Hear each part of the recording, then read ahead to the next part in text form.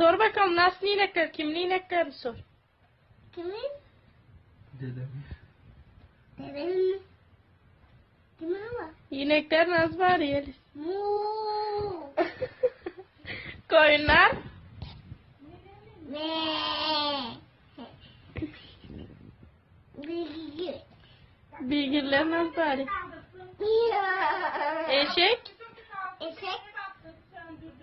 Nasıl bari? Nasıl var? Hı? Var mı be? Yağlı nasıl var bari? Hangi yapma? Bizim yağlı. Sabriye nasıl var?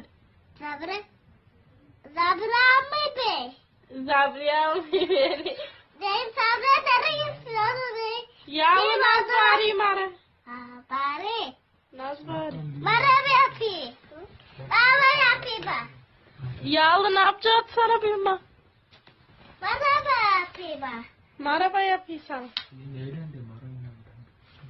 Nereden gittik yanına?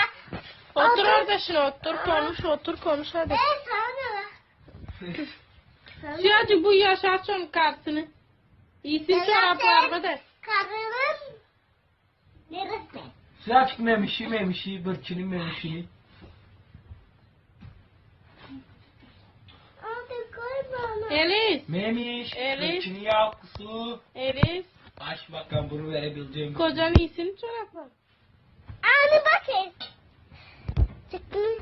Kocan iyisin çoraplar. Anne Ablayı bakın. çektim. Süle azıcık süle. Sonra. Çoraplarımı iyisin mi kocan? Hem de o yırtık çorabını. Hem de top çorabımı iyisin hani yırtık altında. İyisin mi? İyisin.